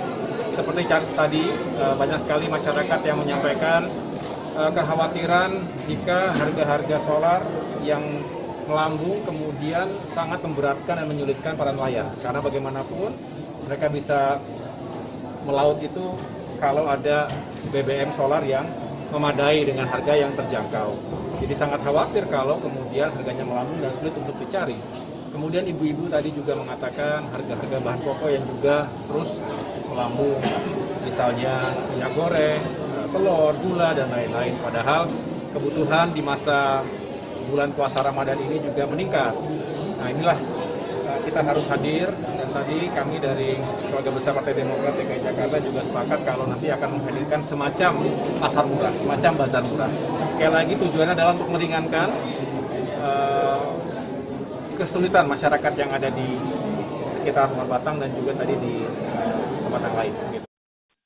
Pemerintah Kota Palembang, Sumatera Selatan menggelar Bazar Ramadan 1443 Hijriah. Pemkot menggandeng kurang lebih 42 baik distributor sembako maupun kebutuhan lainnya termasuk juga para UMKM. Bazar murah bahan kebutuhan pokok itu terpusat di 18 titik. Di mana saja itu dan bagaimana suasananya akan dilaporkan rekan Sri Hidayatun saat ini sudah bergabung bersama kami. Silakan dengan laporan Anda. Iya, terima kasih rekan Dea. Tribuners, dapat kami laporkan bahwa pemerintah Kota Palembang di tahun ini menggelar kembali menggelar Bazar Ramadan yang dilakukan di 18 titik kecamatan di Kota Palembang. Bazar Ramadan yang sudah lama tidak digelar ini, hampir selama 2 tahun ini, disambut antusias sekali oleh masyarakat Kota Palembang. Wali Kota Palembang Harnojoyo dan Wakil Wali Kota Palembang Fitrianti Agustinda pun datang langsung meresmikan Bazar Ramadan yang telah dibuka sejak tanggal 5 April kemarin. Nah, bazar ini akan dilakukan selama hingga tanggal 28 nanti di 18 titik kecamatan yang ada di Kota Palembang. Ya. Nah, di bazar ini ada sebanyak 42 distributor dan UMKM juga termasuk di dalamnya ikut berpartisipasi dalam Bazar Ramadan ini.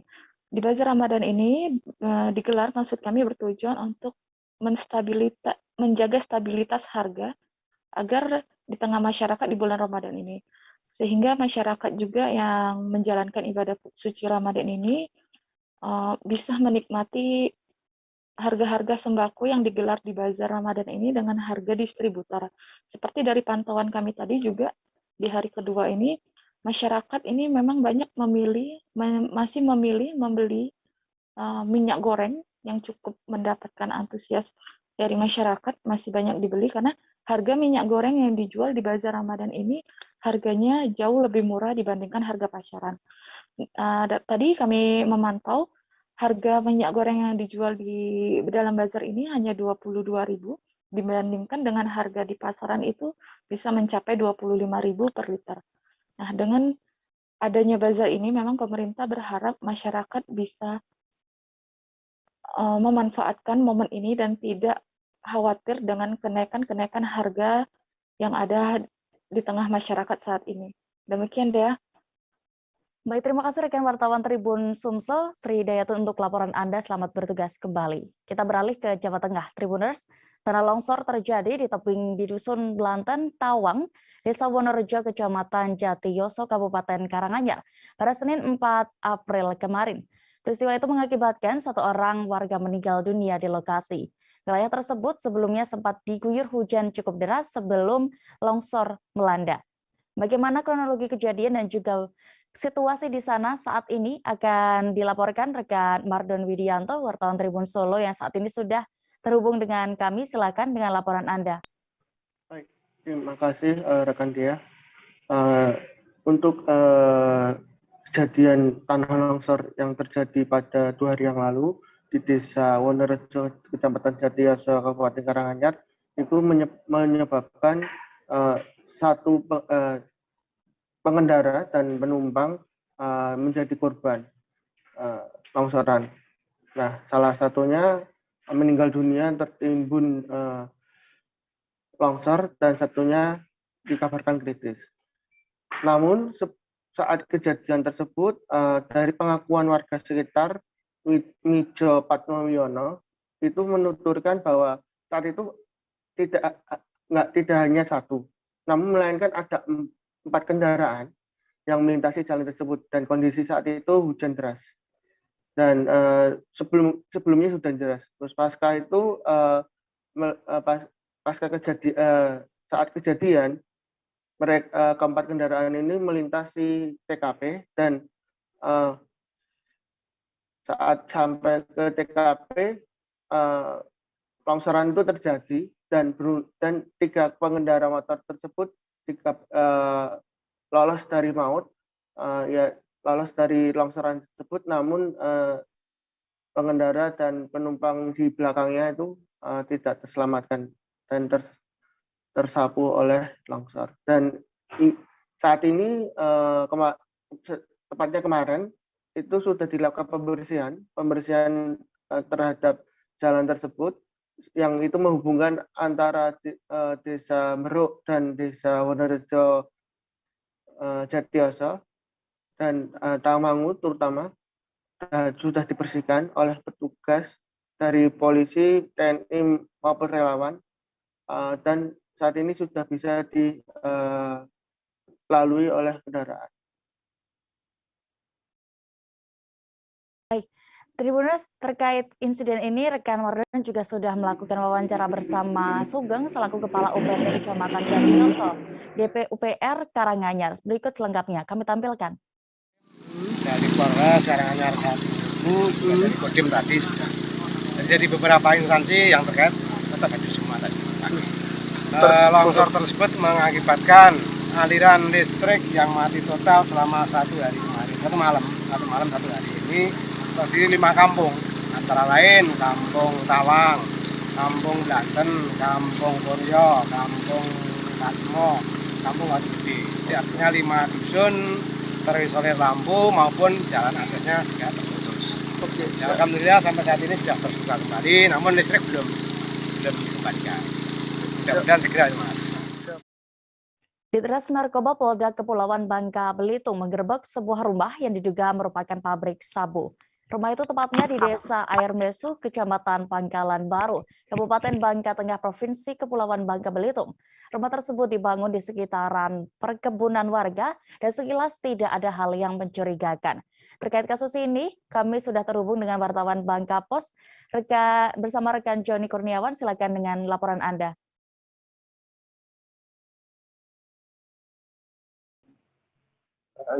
Terima kasih rekan Dea dan Tribuners.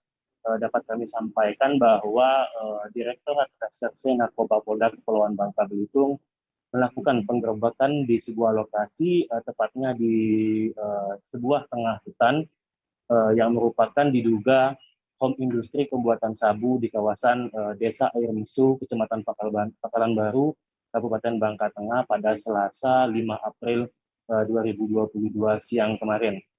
Dari operasi ini, tim dari Ditres Narkoba Polda Kepulauan Bangka Belitung berhasil mengamankan satu orang dengan inisial RN yang diduga sebagai pelaku. Dari tangan RN juga polisi berhasil mengamankan setidaknya 600 gram atau 6 ons sabu-sabu, diduga sabu-sabu, dan juga 14 butir ekstasi beserta peralatan yang digunakan oleh RN dalam diduga saat membuat sabu-sabu. Direktur Reserse Narkoba Polda Kepulauan Bangka Belitung, Kombes Pol Martrisoni, kepada wartawan saat diwawancara menyatakan bahwa awal mula pengamanan terhadap RN ini dilakukan di sebuah perumahan di kawasan Air Hitam, di mana saat itu RN ditemukan tertidur di kediamannya hingga pada akhirnya tim melakukan pengamanan. Saat diamankan oleh tim Reserse Narkoba Polda Kepulauan Bangka Belitung, RN didapati memegang ataupun memiliki butir ekstasi sebanyak 14 butir. Setelah diamankan, tim kepolisian langsung melakukan pengembangan ke Desa Mesu yang juga merupakan kediaman RN di tengah hutan ataupun di tengah kebun yang sepi akan masyarakat.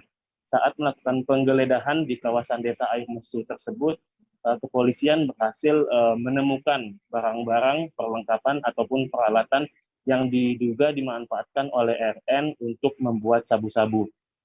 Saat digeledah, polisi berhasil menemukan sebanyak 600 gram sabu yang dikemas di dalam plastik kecil dengan jumlah 6 plastik.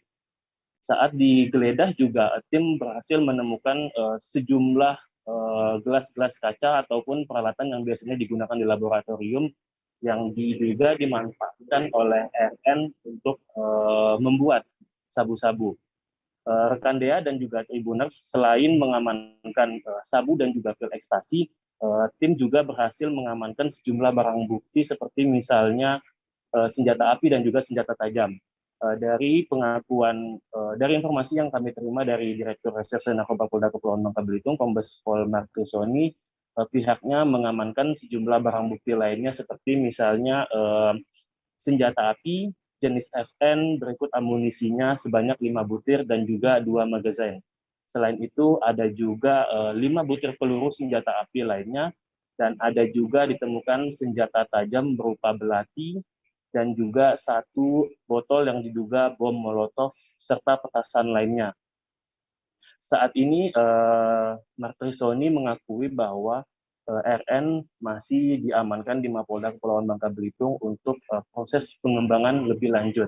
Informasi yang kami terima juga Dea bahwa RN ini melakukan eksperimen dengan melihat ataupun mencontoh dengan informasi yang diterimanya dari internet ataupun sosial media. Dan saat ini juga pihak kepolisian, khususnya di Direktorat Reserse Narkoba Polda Kepulauan Bangka Belitung, terus melakukan pengembangan terkait dengan kasus yang ditangani saat ini. Dan juga untuk mengetahui apakah RN ini memiliki jaringan ataupun tidak. Demikian Dea dari Provinsi Kepulauan Bangka Belitung, kembali ke studio. Baik, terima kasih rekan Joni Kurniawan untuk laporan Anda. Selamat bertugas kembali. Publik figur Mawar Afi dan mantan suaminya sempat hangat menjadi perbincangan publik lantaran isu perselingkuhan dengan babysitter. Tak lama mantan suami Mawar Afi, yakni Steno Ricardo, menikah dengan sang babysitter. Pernikahan sang mantan suami dengan mantan babysitter itu disebut Mawar mengganggu kondisi psikis anak-anaknya. Bagaimana informasi lebih detailnya akan disampaikan jurnalis Tribun Jakarta, ada rekan Dwi Putra Kesuma. Silakan dengan informasi Anda. Baik Dea, bisa saya jelaskan bahwa pada Selasa tanggal 5 April kemarin, penyanyi Mawar Afi telah menjalani pemeriksaan di Polres Metro Depok terkait dugaan pencemaran nama baik yang dilaporkan oleh kuasa hukum mantan suaminya sendiri, Steno Ricardo. Selama kurang lebih 2,5 jam menjalani pemeriksaan, dia mengaku menjawab 12 pertanyaan yang diberikan oleh penyidik. Selesai menjalani pemeriksaan, Mawar pun menyempatkan diri untuk memberikan keterangan kepada wartawan. Dan ketika memberikan keterangan, Mawar mengaku bahwa kerugian yang dialami adalah bahwa kondisi psikis anak-anaknya. Ia mengatakan bahwa psikis dari anak-anaknya tidak bisa pulih dengan waktu yang cepat dan memerlukan proses yang lama. Mawar sendiri mengatakan bahwa anak-anaknya sempat bertanya kepada dirinya kenapa mantan suaminya kini bersama dengan mantan babysitternya. Mendengar hal tersebut, Mawar pun tidak dapat berkata apa-apa dan hanya bisa menangis. Kurang lebih seperti itu yang bisa saya sampaikan, Dea. Baik, terima kasih rekan Dwi Putra Kesuma untuk laporan Anda dari Jakarta. Selamat bertugas kembali. Warga Benua Kayong, Kabupaten Ketapang dilaporkan tenggelam saat memancing di Sungai Pawan sekitar dermaga PLTD Sukaharja pada Sabtu 2 April lalu. Korban tenggelam diketahui bernama Denny, seorang warga dari Kelurahan Kauman, Kecamatan Benua Kayong, Ketapang. Hingga kini tim SAR gabungan yang melakukan operasi pencarian masih belum juga menemukan korban. Bagaimana kronologi kejadian dan juga kondisi di sana saat ini akan disampaikan jurnalis Tribun Pontianak. Silakan rekan Nur Imam Satria dengan laporan Anda. Ya, baik, Dea. Jadi pencarian korban hilang yang diduga tenggelam yang terjadi di Kelurahan Sukaharja, Kecamatan Delta Pawan, Kabupaten Ketapang, Kalimantan Barat, hingga hari ini Rabu 6 April 2022 masih terus dilakukan. Korban tenggelam diketahui bernama Denny, 25 tahun, yang diduga tenggelam di Sungai Pawan itu saat pergi memancing bersama teman-temannya pada Sabtu 2 April 2022 lalu. Atas kejadian ini, pada hari ketiga hilangnya korban kemarin, Kapolres Ketapang AKBP Yani Permana langsung memimpin proses pencarian korban. Proses pencarian korban itu juga melibatkan beberapa pihak lainnya seperti dari SAR Ketapang, BPBD Ketapang, Kodim 1203 Ketapang, dan hingga TNI AL Ketapang. Nah, melalui Kabak Opsnya Kompol Yafet mengatakan pihaknya dengan dibantu oleh beberapa pihak masih melakukan pencarian menyisir sungai, namun hingga hari ketiga kemarin masih belum juga ditemukan. Ia pun menjelaskan kronologis terjadinya peristiwa tersebut, yakni saat korban tersebut pergi memancing bersama teman-temannya di sekitaran PLTD Sukaharja pada Sabtu lalu. Selang beberapa saat berhendak pergi memancing, teman-temannya bersama korban ini memisah sehingga teman-temannya sudah tidak tahu lagi lokasi memancingnya korban tersebut. Selang berapa jam, warga yang berada di sekitaran dermaga PLTD itu melihat tas dan bodi perahu mesin yang sudah hanyut. Nah, melihat hal itu, barulah teman-temannya mengetahui bahwa korban sudah tidak ada lagi atau hilang yang diduga tenggelam. Atas kejadian itu, warga dan bersama teman-temannya melaporkan kejadian tersebut ke pihak kepolisian. Untuk itu, Kompol Yafet mengatakan dengan dilakukan pencarian oleh tim gabungan ini, berharap korban dapat segera ditemukan. Terpisah tadi tim SAR Ketapang yaitu Sidik tadi dikonfirmasi Tribun tadi siang sekitar pukul 12 siang mengatakan bahwa pada hari keempat hilangnya korban atau hari kelima pencarian korban tadi siang itu masih belum juga ditemukan, hasilnya masih nihil. Untuk itu dia berharap pada hari ini hingga malam nanti korban dapat segera ditemukan, begitu dia. Baik, terima kasih rekan Nur Imam Satria melaporkan dari Ketapang, Kalimantan Barat. Selamat bertugas kembali.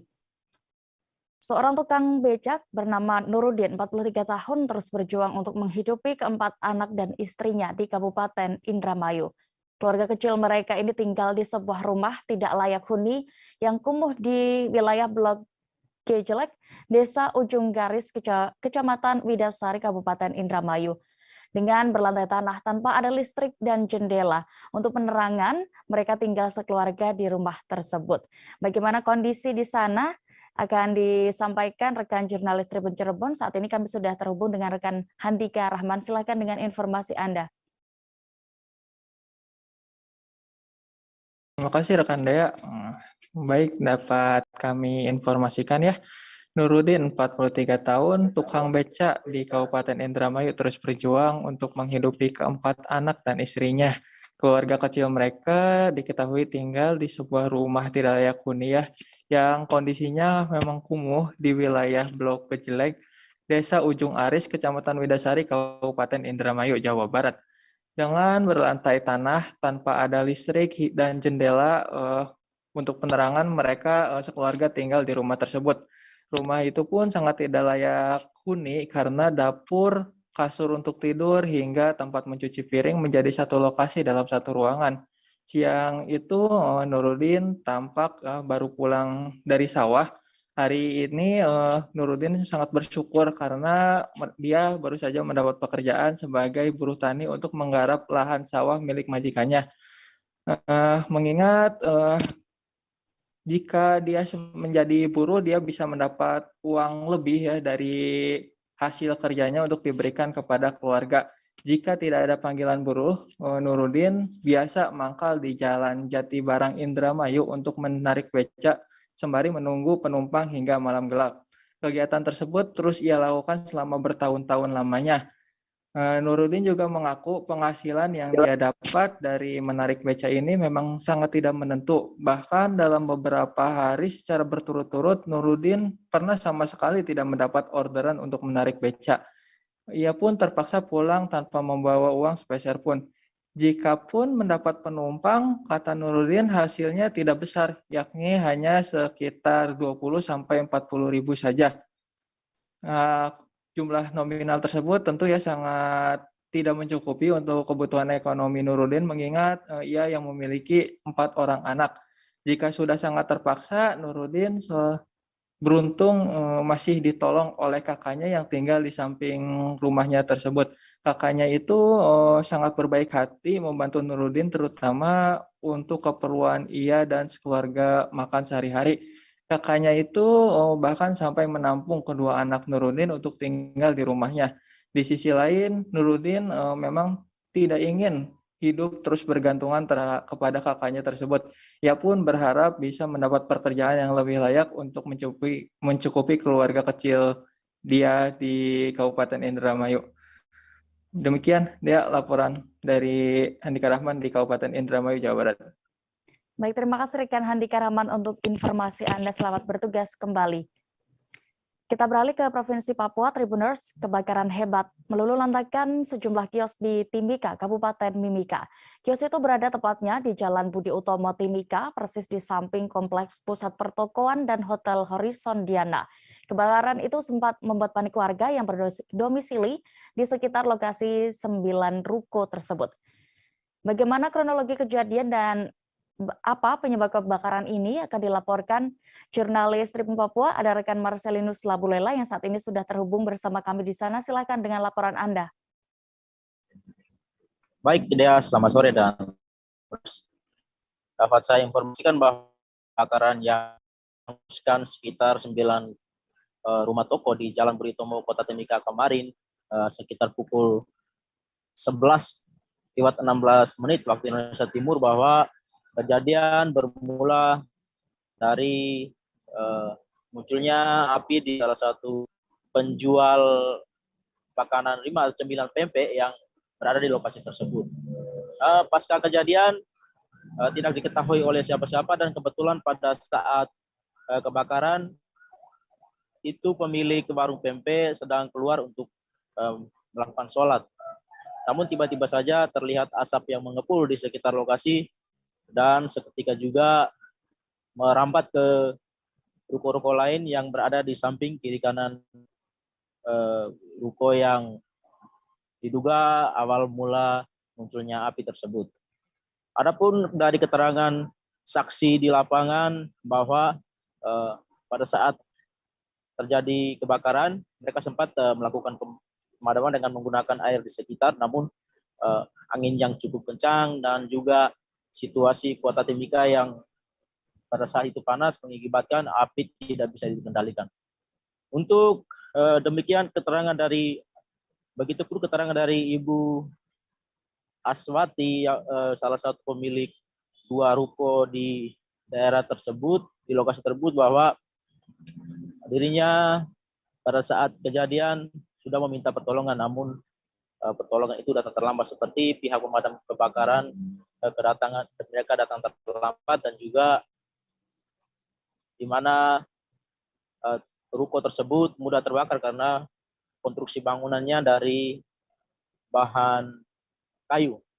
Dapat saya informasikan juga bahwa terkait kebakaran ini hingga saat ini polisi sedang melakukan pengembangan dengan meminta keterangan beberapa saksi di lokasi, dan rencananya besok baru akan dilaksanakan olah tempat kejadian perkara olah TKP di lokasi kejadian dengan langsung dari tim dari platform Polda Papua yang akan datang melakukan olah TKP di tempat kejadian. Dapat saya tambahkan juga bahwa terkait kebakaran sangat merugikan warga, salah satunya Ibu Aswati selaku pemilik ruko tersebut, bahwa dirinya mengatakan dirinya tidak sempat menyelamatkan barang-barang miliknya, baik emas, uang tunai, dan dokumen-dokumen penting lain. Dirinya lari keluar dari dalam rumah dan dengan anaknya pada saat itu membawa pakaian di badan. Dapat saya tambahkan untuk kejadiannya belum begitu jelas. Namun pasca kejadian didengar ada ledakan-ledakan atau letusan-letusan di dalam ruko-ruko tersebut, karena memang di ruko tersebut ada juga penjual gas. Jadi hingga saat ini polisi masih berjaga di lokasi, dan lokasi kejadian masih dipasang polis lain guna menghindari warga masyarakat yang hendak masuk ke lokasi. Untuk diketahui juga bahwa hingga saat ini polisi tetap berjaga di lokasi untuk menunggu olah TKP yang baru akan dilaksanakan besok. Demikian rekan Dea. Baik, dan Tribuners, berikut kami tampilkan hasil wawancara rekan Marcelinus bersama salah satu pemilik ruko, Aswati Rusman, selengkapnya. Tidak ada. Jadi saya lihat ini di MP-MP. Ini saya bilang asap dari sini. Sudah. Saya teriak, dia keluar. Teriak, saya bilang asap cepat, sudah besar. Ternyata sudah api. Yang anak-anak ojek kita panggil, dia dobrak, tapi api sudah keluar, sudah tidak bisa. Suamiku masih mau masuk, api sudah di depan itu, sudah besar. Sudah, saya bilang keluar sudah. Jadi adekku tinggal selamatkan. Itu saya punya adek juga itu, dia punya kontainer kas yang ini. Kontainer yang mana? Yang kontainer itu, ini? yang box itu. Oh, iya, yang box juga itu. Yang terbuka dan tertutup? Iya, yang terbuka ini. Kan ada dua tuh Ibu, yang terbuka sama box tertutup. ini, box yang terbuka ini. Yang terbuka. Saya di ini bos di Keluar dengan pakaian di badan saja. Pakaian di badan saja. Tidak ada karena saya anakku tinggal, adikku bilang sudah, kan sudah keluar. Tidak. Anaknya ibu ada berapa orang? Ada 1 orang. Perempuan. Laki-laki. Ibu, perkiraan kerugian. Beralih ke Kalimantan Utara, longsor terjadi di area perusahaan tambang batu bara milik Pipit Mutiara Jaya atau PMJ di Kabupaten Tanah Tidung. 2 orang sebelumnya dinyatakan hilang diduga tertimbun material, namun 1 di antaranya ditemukan dalam kondisi meninggal dunia. Insiden longsor itu tengah ditangani polisi dan kini dalam proses pemeriksaan saksi. Selengkapnya akan dilaporkan jurnalis Tribun Kaltara. Saat ini kami sudah terhubung dengan rekan Risnawati. Silakan dengan laporan Anda. Ya, perlu saya sampaikan Dea untuk saksi yang diperiksa oleh Polres Bulungan saat itu berjumlah 7 orang dari pihak perusahaan, namun dari 7 orang itu belum termasuk dari 4 korban yang selamat dari longsor tersebut. Kemudian juga dari Kapolres Bulungan AKBP Ronaldo menyampaikan bahwa hasil pemeriksaan dari 7 saksi ini tidak bisa disampaikan secara rinci karena masih masuk dalam proses penyelidikan. Pihaknya juga tengah berupaya menyelidiki apakah dalam proses penambangannya itu ada unsur kelalaian dan sebagainya. Selain itu juga Kapolres menyampaikan bahwa pihaknya tidak ingin menduga-duga, mengingat polisi harus menemukan fakta terlebih dahulu untuk dipastikan apakah ada unsur pelanggaran dan atau tidak, seperti itu. Kemudian juga dalam membuktikan kejadian tersebut juga tidak bisa hanya dipastikan dari pemeriksaan awal, sehingga pihaknya akan menunggu hasil pemeriksaan dari inspektur tambang untuk kemudian dikoordinasikan kepada instansi terkait, salah satunya Dinas Lingkungan Hidup. Selain itu juga dari hasil pemeriksaan inspektur tambang ini, dia sampaikan bahwa hasil pemeriksaannya akan sangat penting bagi pihak kepolisian untuk menentukan rencana penyelidikan dan penyidikan selanjutnya, mana case ini nanti arahnya akan kemana. Kalau dari hasil pemeriksaannya nantinya akan mengarah pada tindak pidana, maka prosesnya akan dilanjutkan secara tindak pidana pula. Seperti itu, Dea. Baik, terima kasih rekan Risnawati untuk laporan Anda. Selamat bertugas kembali. Bupati Langkat nonaktif terbit rencana perangin angin ditetapkan sebagai tersangka kasus kerangkeng manusia. Penetapan tersangka dilakukan berdasarkan hasil gelar perkara yang dilakukan Polda Sumut. Atas kasus ini terbit dijerat pasal berlapis. Informasi lebih detailnya terkait penetapan tersangka terhadap Bupati nonaktif Langkat ini akan disampaikan rekan jurnalis Tribun Medan. Saat ini kami sudah terhubung dengan rekan Freddy. Silakan dengan laporan Anda.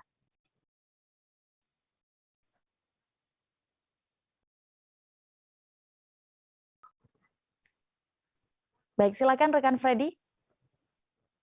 Ya, baik Dea dan juga pemirsa. Jadi kemarin Polda Sumut itu menetapkan ex-Bupati Langkat nonaktif terbit rencana perangin angin sebagai tersangka kasus kerangkeng yang ada di rumah pribadi miliknya. Jadi penetapan ini usai pihak penyidik Polda Sumut melakukan gelar perkara dan beberapa hari yang lalu juga penyidik dari Polda Sumut itu kembali memeriksa terbit rencana di gedung KPK Merah Putih Jakarta. Jadi berdasarkan hasil gelar, terbit rencana ditetapkan sebagai tersangka dan terbit juga dikenakan pasal berlapis. Nah, salah satu pasal diantaranya adalah pasal tentang tindak pidana perdagangan orang dan kemudian pasal tentang penganiayaan yang menyebabkan seseorang itu tewas. Jadi total dalam kasus kerangkeng ini ada 9 tersangka. Salah satu tersangka itu adalah terbit sendiri dan juga anak kandungnya yaitu Dewa Perangin Angin. Jadi totalnya ada 9 tersangka. Nah, Polda Sumut juga sejauh ini mulai mendalami adanya korban tewas lainnya. Karena memang sebelumnya itu Polda Sumut menyatakan korban tewas kerangkeng itu akibat dugaan penganiayaan itu ada 3 orang. Namun berdasarkan rekomendasi dari Komnas HAM dan LPSK, ternyata korban itu lebih dari 3, yaitu sekitar 6 orang. Nah, untuk yang 3 lagi ini, Polda Sumut mulai mendalami. Sementara 3 korban yang sebelumnya itu yang sudah diketahui, 2 diantaranya sudah dilakukan otopsi dan bongkar kuburan, sementara satunya lagi keluarganya itu menolak. Begitu dia. Sementara untuk istri Bupati Langkat ini nonaktif dan juga adiknya itu masih berstatus sebagai saksi. Begitu dia. Baik, terkait kasus ini, rekan Freddy juga sudah mendapatkan keterangan dari Irjen Pol RZ Panca Putra Simanjuntak selaku Kapolda Sumut. Berikut keterangan lengkapnya. Sebenarnya nggak perlu saya jawab nih. Ada nanti Pak Kabid Humas. Jadi teman-teman sekalian, terkait dengan temuan kerangkeng di rumah ex Bupati Langkat, bagaimana yang sudah disampaikan oleh Humas dan kita sampaikan secara terbuka dan transparan kepada teman-teman media melalui teman-teman media. Punya tim penyidik Polda Sumatera Utara sejak awal sudah bekerja untuk mengungkap temuan sel kerangkeng ataupun kerek yang disebut dengan kerek tersebut. Kenapa tempat itu ada dan untuk apa? Dan ini diungkap melalui sebuah langkah-langkah proses mulai dari penyelidikan sampai dengan penyidikan. Teman-teman sudah tahu dan sudah masyarakat juga sudah paham, diberikan penjelasan oleh teman-teman dari Humas bahwa tim penyidik Polda Sumut sudah meningkatkan status perkara tersebut menjadi ke penyidikan dan kemarin sudah ditetapkan 8 orang tersangka. Dan teman-teman sekalian, sebagaimana kita ketahui dan saya harus sampaikan kepada teman-teman bahwa penyidik itu bekerja sesuai dengan prosedur yang ada dan harus memperhatikan kebenaran dan fakta-fakta yang ditemukan dari hasil penyidikannya. Bagaimana kita ketahui bahwa penyidikan itu adalah serangkaian tindakan penyidik untuk mencari dan menemukan bukti-bukti yang dengan bukti itu akan ditetapkan sebagai tersangka. Langkah-langkah itu terus dilakukan oleh teman-teman penyidik setelah kemarin menetapkan tersangka 8 orang, tim juga melakukan koordinasi dengan teman-teman Komnas HAM dan termasuk LPSK di Jakarta. Minggu lalu tim sudah berangkat untuk mendalami apalagi temuan dan meng-cross-check temuan antara penyidik dengan teman-teman Komnas HAM dan LPSK. Ini semuanya dilakukan untuk melengkapi fakta-fakta dan alat bukti yang sudah ditemukan oleh penyidik. Karena nanti kalau sudah maju perkara ini ke pengadilan, tidak ada kata lain, harus tuntas dan harus benar sesuai dengan mekanisme hukum. Makanya teman-teman, koordinasi dengan teman-teman dari Komnas HAM dan LPSK sudah dilaksanakan minggu lalu, termasuk juga melakukan pemeriksaan kedua dengan saudara TRP di Gedung Merah Putih KPK di Kuningan. Ya, kemarin sudah diperiksa minggu lalu hari Jumat, dan teman-teman sekalian, penyidik akan terus melakukan kegiatan penyidikan pasca melakukan koordinasi. Informasi tadi sekaligus menutup perjumpaan kita dalam live update siang ini. Tribuners, lantaran masih di tengah pandemi, kami kembali mengingatkan Anda untuk tetap dan selalu menerapkan protokol kesehatan dimanapun berada. Jangan lupa juga Tribuners, saksikan live update Tribun News berikutnya pukul 4 sore di seluruh kanal YouTube Tribun Network. Saya Riamita beserta kru yang bertugas pamit. Terima kasih dan sampai jumpa. Jangan lupa like, subscribe, dan share ya!